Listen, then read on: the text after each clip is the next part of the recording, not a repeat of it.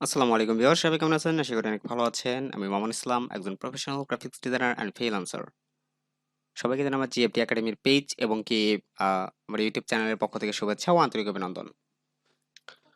তো আজকে আমরা যে বিষয়টি নিয়ে কথা বলবো, সে বিষয়টি অবশ্যই ইতিমধ্যে আপনারা জেনে গিয়েছেন যে টি-শার্ট ডিজাইনের ক্লাস এটা এবং কি প্লেলিস্ট যেহেতু চেক করেছেন অবশ্যই আ এতটুকু মানে ধারণা পেয়েছেন যে আজকে থেকে টি-শার্ট ডিজাইনের ক্লাস নিতে চলেছি। তো টি-শার্ট ডিজাইনের যারা বেসিক জানেন, হ্যাঁ? যারা একদমই বেসিক জানেন তাদের জন্য এই কোর্সটি এবং কি যারা বেসিক জানেন না, সো তাদের জন্য এই কোর্সটি রয়েছে। তো চলুন ফার্স্ট আমরা দেখি আমাদের কোর্স মডিউলগুলা কি রয়েছে এবং কি কোর্সের ভিতরে আমরা কি, কি শিখতে পারবো। তো প্রথমে আমি যদি চাই আমার কোর্স মডিউলটা একটু ওপেন করি।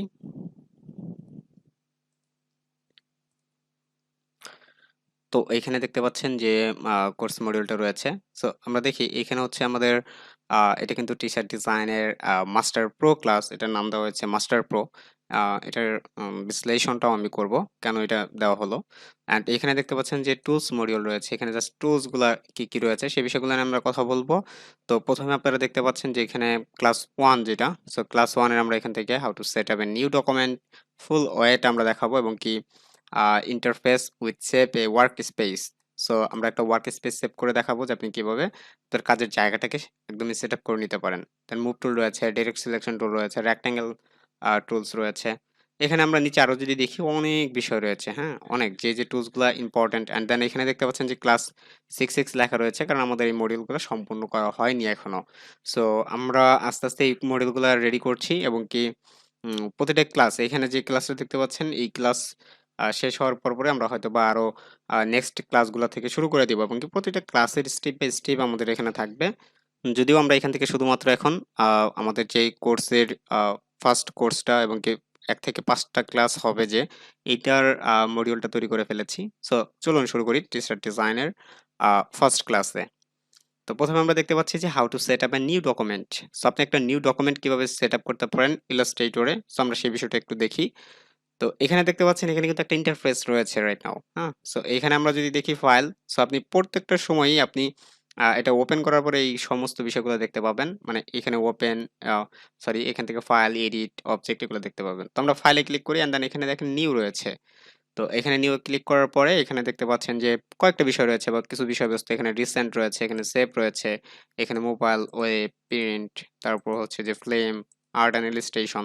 সো যারা অ্যাকচুয়ালি একটু জানেন সো তাদের জন্য কিন্তু এটার খুব একটা পেজ সেটআপটা খুব একটা ইম্পর্টেন্ট না। কিন্তু যারা জানেন না তাদের জন্য খুব ইম্পর্টেন্ট। সো এখানে টি-শার্ট ডিজাইন করার জন্য যে নির্দিষ্ট কোনো সাইজ প্রয়োজন হয় এরকম আমার কিছু জানা নেই বা নির্দিষ্ট সাইজ নিতে হবে এরকম কিছু না। সো এটা হচ্ছে যে আপনি আপনার ইচ্ছামতো নিয়ে কাজ করতে পারেন। পরবর্তীতে যদি কোনো ক্লায়েন্ট রিকোয়ারমেন্ট থাকে তাহলে সেক্ষেত্রে আপনি একটা সাইজ চেঞ্জ করে নিতে পারেন অথবা যদি ওয়েব মিডিয়ার জন্য কাজ করেন বা সেখানে হতে পারে যে ধরেন যে আপনি এমন কোনো একটা জায়গায় কাজ করতে চান সেটা হচ্ছে যে টিস্প্রিং মার্কেটপ্লেস তারপর হচ্ছে যে আরো এই ধরনের যে মার্কেটপ্লেস গুলো আছে সেই মার্কেটপ্লেস গুলো আপনি কাজ করতে চান তো সেক্ষেত্রে তাদের একটা নির্দিষ্ট সাইজ রয়েছে সেই সাইজ নিয়ে কাজ করলেই হয়ে যাবে। তো আমরা এখানে মূলত এখানে আমরা চাইলে এখানে দেখেন হাইট রয়েছে, ওয়েট রয়েছে। ২ টাই আমরা এখান থেকে চাইলে যখন তখন আমরা এখান থেকে পরিবর্তন করতে পারি। প্লাস এখানে দেখতে পাচ্ছেন যে এখানে ব্লিড, সো ব্লিড মার্কটা আমরা পরবর্তীতে বুঝতে পারবো। এখানে ওরিয়েন্টেশন রয়েছে, এখানে হরিজন্টাল ভার্টিক্যাল রয়েছে। অ্যান্ড এখানে পয়েন্ট পিস এবং কি পিক্সেল, মিলিমিটার, সেন্টিমিটার, পিক্সেল অনেক কিছু রয়েছে। সো আপনি যেকোনো একটা চাইলে কাজ করতে পারেন। তো আমি এখান থেকে ইঞ্চি নিচ্ছি এবং এখানে দেখতে পাচ্ছেন যে আমরা A4 সাইজ নিয়ে এখন কাজ করব রাইট নাও। সো আমরা A4 নিলাম এবং এখান থেকে ইঞ্চি নিলাম।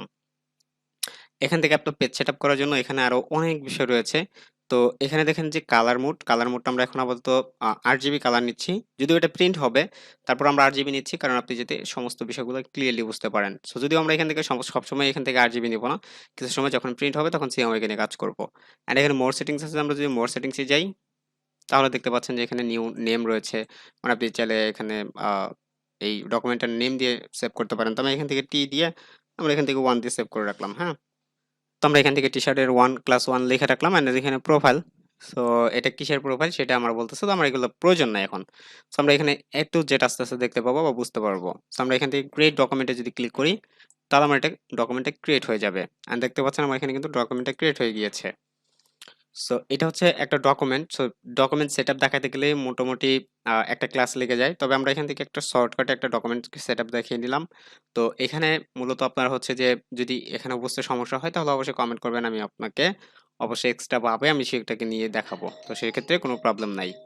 তো যাই হোক আমরা যদি দেখি যে নেক্সট হচ্ছে যে আমাদের ওয়ার্ক স্পেসটা সেভ করা, লাইক আপনি এখানে যে এই পাশে যেটা দেখতে পাচ্ছেন এটা হচ্ছে টুলস বার, এই পাশে যেটা দেখতে পাচ্ছেন এটা হচ্ছে ফ্লোটিং প্যানেল, দেন এখানে যেগুলো দেখতে পাচ্ছেন যে উপরে যেগুলো file, edit, object type, so এগুলাকে বলা হচ্ছে ম্যানুভার। অ্যান্ড দেন এখানে যদি আপনি অবজেক্টে ক্লিক করেন এই যেগুলো আসতেছে এগুলোকে সাব ম্যানুভার বলা থাকে অথবা বলা হয়, এবং কি এখানে দেখতে পাচ্ছেন যে নো সিলেকশনের এই যেই পাশে যেগুলো দেখতে পাচ্ছেন এগুলো হচ্ছে অপশন বার, হ্যাঁ।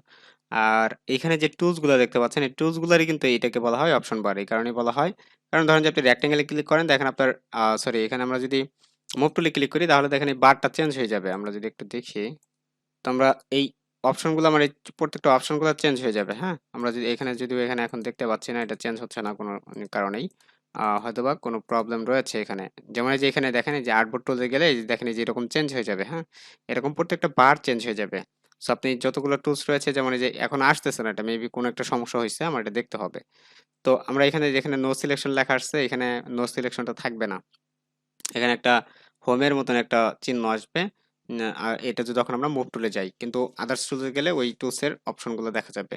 তো আমরা এখানে এই দেখেন এটা চেঞ্জ হয়ে যাচ্ছে, তবে পরও হচ্ছে, এখন হচ্ছে না, মানে আগে হচ্ছে না, কিন্তু ওটা আমি যতটুকু দেখছি যে এটা হচ্ছে যে আপনি যত টুলসে যাবেন ওই টুলসের অনুযায়ী এটা চেঞ্জ হবে, কিন্তু এটা হচ্ছে না। আপনি দেখবেন আপনার এখানে হয় কিনা। তো এটা হচ্ছে যে অপশন বার, এই কারণে বলা হয় যে টুলসের যতগুলো অপশন আছে এই অপশনগুলো এখানে শো করে।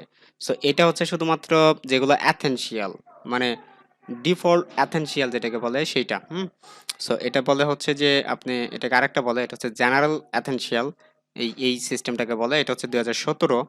আর আরেকটা বিষয় যে আমরা এটা তো জাস্ট অ্যাথেনশিয়ালের যে বিষয়টা সেটা দেখলাম। সো এই বিষয়গুলো হচ্ছে যে এখানে টুলস বার দেখতে পাচ্ছি, এখানে আমরা অপশন বার দেখতে পাচ্ছি, এখানে ফ্লোটিং প্যানেল দেখতে পাচ্ছি, কিন্তু আমি যদি চাই যে এটাকে সরায় নিলাম বা এটাকে সরায় নিলাম বা এটাকে সরায় নিলাম, মানে সবগুলোকে সরায় নিলাম, হ্যাঁ। এখন দেখেন সবগুলো সরায় নেওয়ার পরে আপনি দেখেন এখন কিন্তু আপনার এগুলো কোনো ফ্লোটিং প্যানেল নাই।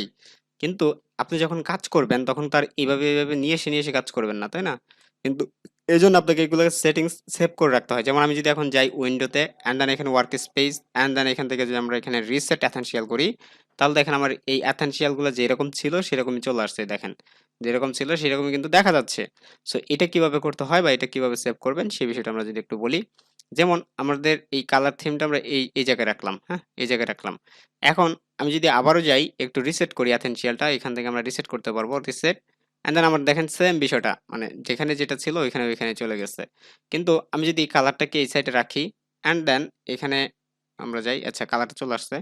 সো আমরা এখন এটাকে এখানে রাখি। এখন দেখেন এইভাবে যদি আমি এখন এটাকে সেভ করি, লাইক আমি এখান থেকে যাব উইন্ডোতে and then work space and then এখানে নিউ ওয়ার্ক স্পেস নামে একটা অপশন আছে, এখানে ক্লিক করবেন এন্ড দেন এখানে আপনি নাম লিখে রাখতে পারেন, ধরেন যে আমি এখানে কে এরকম লিখে রাখলাম এন্ড দেন ওকে। এখন দেখেন আমরা যখন এই এসেনশিয়ালটাকে, মানে আমরা যদি ধরেন এখান থেকে এখন এই কালারটাকে সরায় নেই, এটাকে সরায় নেই, এটাকে সরায় নেই, মানে সবগুলোকে সরায় নেই। এখন আমরা যদি যাই কে এর ভিতরে আমরা এখান থেকে রিসেট কে, এটা যদি আমরা ক্লিক করি তাহলে দেখেন যেই রকম ভাবে আমি সেভ করছিলাম ওই রকম ভাবে কিন্তু এটা রয়েছে।